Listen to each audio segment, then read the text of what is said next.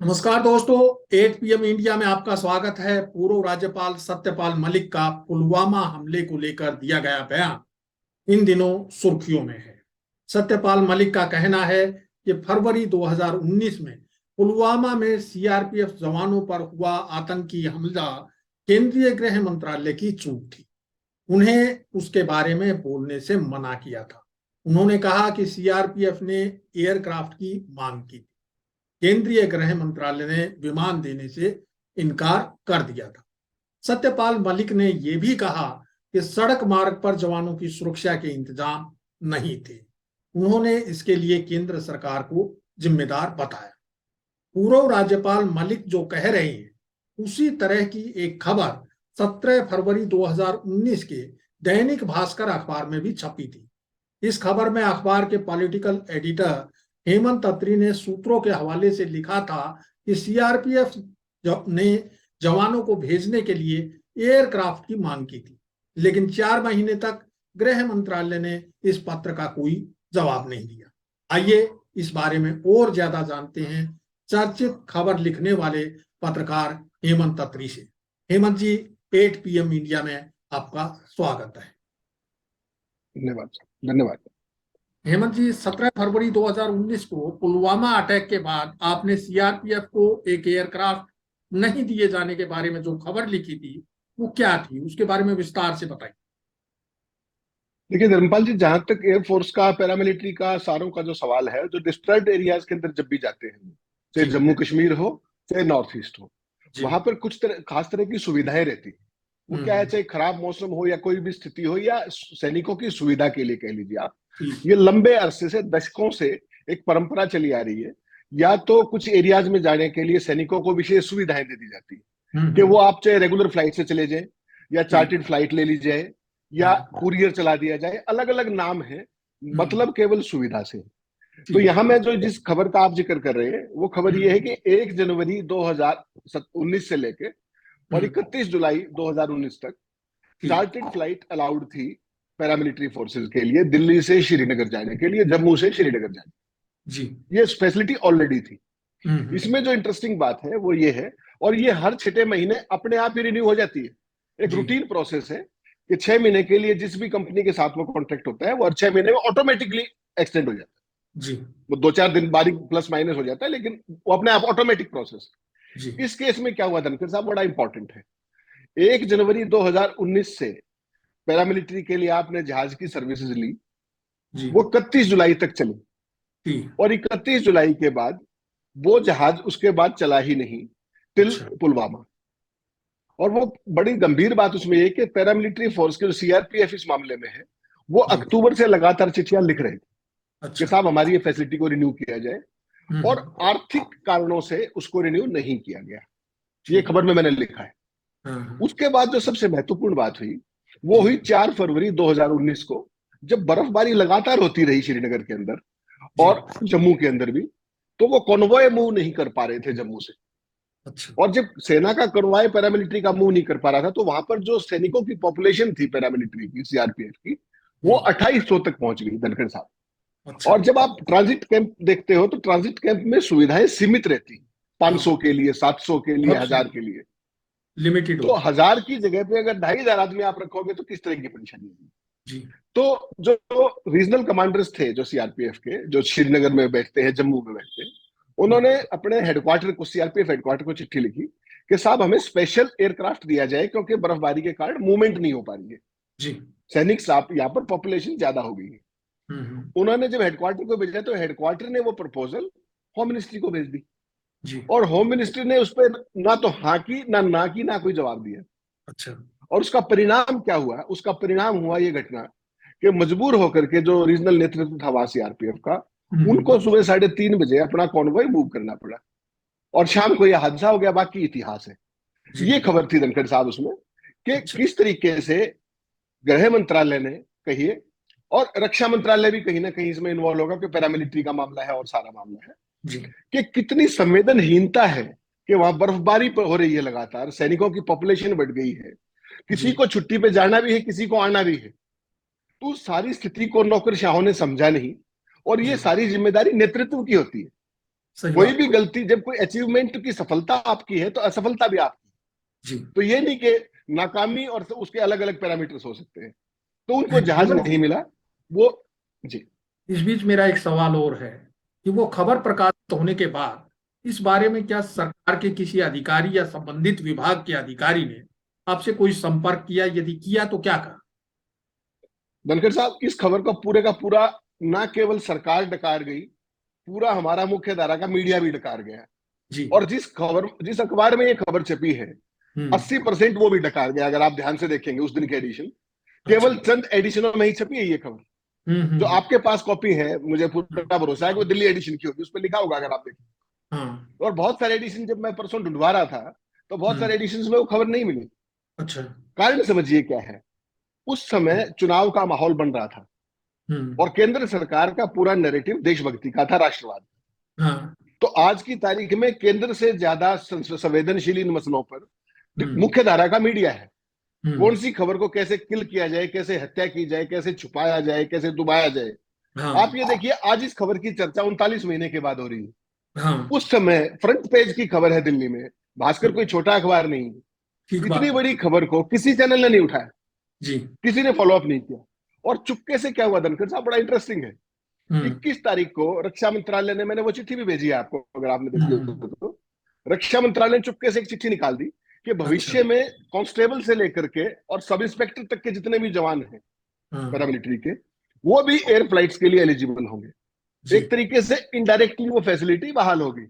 हाँ। टेक्निकल देखिए आप, और पहले लेकिन उस वक्त जिस नहीं अखबार हुआ। की उस वक्त नहीं, 4 दिन के बाद चुपचाप धीरे से। हाँ। और ये खबर रक्षा मंत्री ने ट्वीट कर दी, जी। गृह मंत्री ने भी ट्वीट कर दी।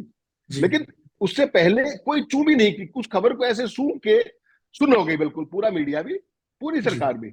और फिर धीरे से जो चिट्ठी निकाली उसमें ये नहीं लिखा कि एयर फ्लाइट बहाल कर दी, कि सबको अलाउ कर दिया है कि वो इसके सबको अलाउ हकदार कर बने। दिया।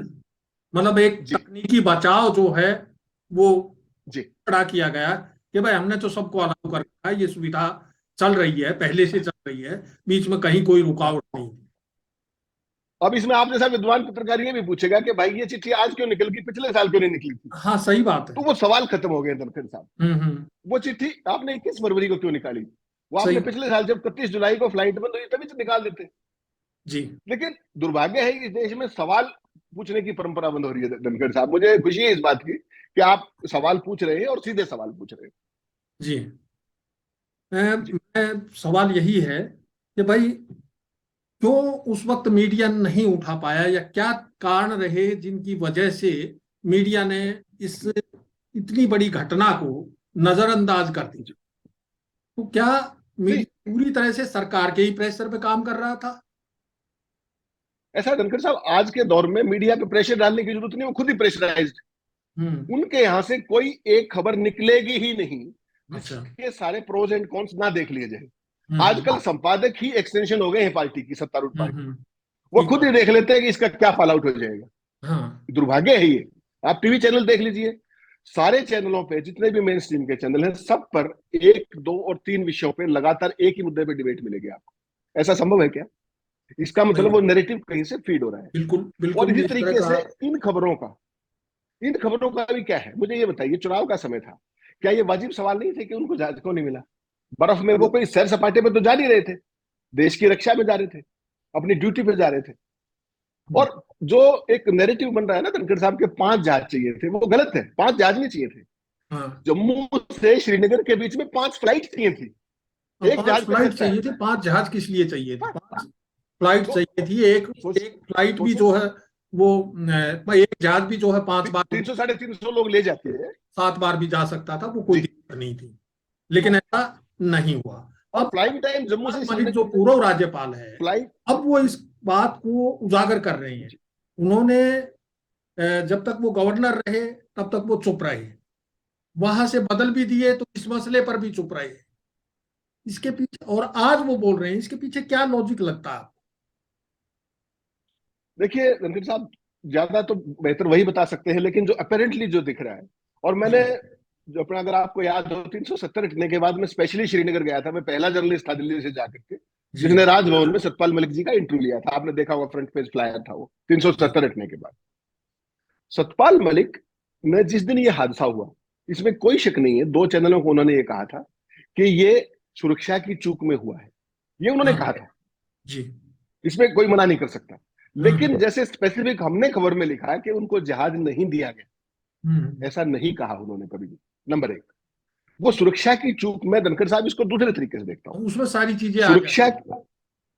हाँ, सुरक्षा की चूक एक ब्रॉड टर्म है। जी। जहाज ना देना एडमिनिस्ट्रेटिव लैप्स है। हम्म। आप समझ रहे हैं दोनों में फर्क है। दोनों दोनों में आपको अंतर दिल्ली है। जाना है, हाँ, ठीक सुरक्षा बात की है। चूक क्या रहती है? सुरक्षा की चूक होती है कि जब कॉन्वॉय मूव करता है जेएंडके में, तो सड़क हाँ की सैनिटाइजेशन होती है। जी। पुलिस, पैरामिलिट्री और मिलिट्री तीनों हाँ मिलकर के उस रूट को सैनिटाइज करते हैं। जी। अब जो यहाँ पर जो सतपाल में, क्योंकि मैंने 17-18 साल डिफेंस कवर की है, मैं इन चीजों को देखता हूँ, आप भी जानते हैं इस बात को। जी। जो सबसे बड़ा फेलियर था उस टाइम, उन्होंने मलिक साहब ने जरूर ये कहा कि ये हमारी सुरक्षा की चूक हुई है, ये कहा था। हाँ हाँ। जहाज वाली बात उन्होंने कभी नहीं कही इससे पहले, जहाज वाली जब बात उस उन्होंने वक्त नहीं कही थी। नहीं लेकिन आज कही, तो कहते हैं जो कि हमने उन्होंने उठाई। प्रधानमंत्री को ये सब कहा था। और जी, वो तो जहाज वाली बात प्रधानमंत्री तो जाने कही या नहीं वो जाती जाने। है। हो सकता है वो बात लेकिन इस, मीडिया को नहीं बताई उन्होंने। हो सकता है प्रधानमंत्री से बातचीत हुई हो।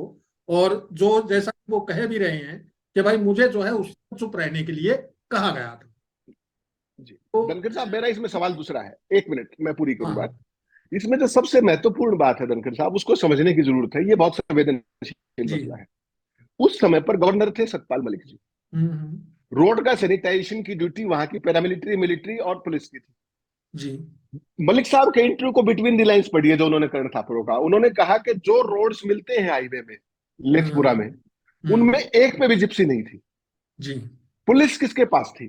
पुलिस उस टाइम हम्म, सतपाल मलिक जी के अंडर काम करती थी, वो जी। गवर्नर थे और गवर्नर। राष्ट्रपति शासन था। हाँ हाँ मेरा सवाल एक और है इस पूरे नैरेटिव में, हालांकि वो अलग दिशा में जाता है, लेकिन सवाल तो हम पूछेंगे, हमारा काम हाँ। कि सही बात। जो भी था, उन्होंने प्रधानमंत्री जी को क्या कहा वो तो वो जाने, प्रधानमंत्री जाने। मेरा हाँ एक साधारण सवाल है कि जो एडमिनिस्ट्रेटिव सिक्योरिटी फेलियर हुआ, जो वो खुद कह रहे हैं कि जिप्सियां नहीं थी वहां पर, पुलिस की हाँ। जिप्सी नहीं थी, उन्होंने क्या कार्रवाई की? क्या उन्होंने कोई जांच करवाई? ठीक क्या बात। किसी एक सिपाही के खिलाफ भी एक्शन लिया? क्या जी। पुलिस लीडरशिप के खिलाफ एक्शन लिया? जी। ये सवाल भी पूछा जाना चाहिए, ताकि ये नैरेटिव कंप्लीट हो, वरना ये नैरेटिव इनकम्प्लीट रहेगा। अब जी धनखड़ साहब। इसी से जुड़ा एक सवाल और है कि चंद रोज पहले पुंछ में हुए आतंकी हमले को आप किस तरह से देखते हैं? ये जो धनखड़ साहब, जो पुंछ वाला हमला हुआ है, ये और भी ज्यादा खतरनाक है। जी। इसमें अगर आप बिटवीन द लाइंस पढ़ेंगे, तो जो बुलेट यूज की गई है, जो गोलियां यूज की गई है, वो स्टील बुलेट्स यूज की गई है। जी। इसको पियर्सिंग बुलेट्स कहते हैं, जो अच्छा। किसी भी आर्मर के अंदर से जा सकती है। इसका अच्छा। अर्थ आप समझिए कि बुलेट प्रूफ व्हीकल के अंदर भी अगर ये फायर जाने लगे, हम्म। तो सेना का और मिलिट्री के लिए कितनी, पैरामिलिट्री के लिए कितनी बड़ी चुनौती हो जाएगी। हम्म। बड़ी मुश्किल से सेना की सारी मूवमेंट वाली गाड़ियां हमने इस समय बुलेट प्रूफ की है। हाँ। यहां पर जो बुलेट यूज किए गए हैं, वो स्टील बुलेट्स यूज किए गए हैं। और और वो। करीब करीब 60 बुलेट्स जो गाड़ी पे अटैक हुआ है, हाँ उसमें हाँ। 60 से 100 बुलेट्स मुझे बताए गए हैं जो उसके अंदर से पियर्स करके उसके अंदर से पास हो गए। जी। तो आप समझिए, जो गाड़ी के अंदर से बुलेट जा सकता है, तो वो हम्म। आदमी के शरीर का तो क्या ही करेगा। जी। तो इसके लिए हमारी पैरामिलिट्री फोर्सेस, हमारी इंटेलिजेंस, हमारी मिलिट्री को और भी ज्यादा चौकन्ना होना होगा, जी। सरकार को भी ज्यादा चौकन्ना होना होगा। और इसमें एक और बड़ी इंटरेस्टिंग चीज निकल के आ रही है कि जो हम्म। बम भी यूज किया गया है इसमें, एक स्टिक बम बोलते हैं। हाँ, अच्छा। कोई भी ऐसा चीज, जो पेट्रोल, जो फ्यूल की टैंक होता है गाड़ी का, हाँ। उसके आसपास टेररिस्ट चिपका देते हैं उसको, अच्छा। और फिर जब फायर करते हैं तो वो गाड़ी में अपने आप आग लग जाएगी। अच्छा। तो एक इस थ्योरी पे भी काम चल रहा है। तो मुझे लगता है कि सेंट्रल एजेंसीज को और सबको एक साथ के बैठ करके इस नए खतरे और चुनौती के प्रति भी समय रहते उचित कदम उठाने चाहिए। और ये जो बुलेट्स आ रहे हैं, स्टील बुलेट्स, इनको बहुत इफेक्टिवली रोकने की जरूरत है, वरना एक ये बहुत बड़ी सिरदर्दी होने वाली है आने वाले समय। जी। जी। अ, धन्यवाद अत्री जी आपका हमारे साथ जुड़ने के लिए। 17 फरवरी 2019 को दैनिक भास्कर में प्रकाशित हेमंत अत्री की खबर के संदर्भ में पूर्व राज्यपाल सत्यपाल मलिक की पुलवामा अटैक के बारे में की गई टिप्पणी सही लगती है। वारदात के बाद उनके चुप रहने को लेकर भी सवाल उठ रहे हैं। लेकिन उससे ज्यादा महत्वपूर्ण यह है कि पुलवामा हमले को लेकर सत्यपाल मलिक के आरोपों की जांच जरूर करवाई जानी चाहिए। साथ ही सत्यपाल मलिक से भी सवाल पूछा जाना चाहिए कि राज्यपाल होने के नाते आपके पास जो शक्तियां थी आपने उनका इस्तेमाल क्यों नहीं किया। वर्तमान सरकार इसकी जांच करवाएगी, इसकी संभावना कम ही है। जल्द फिर हाजिर होंगे नए मुद्दे और नए सवालों के साथ। नमस्कार।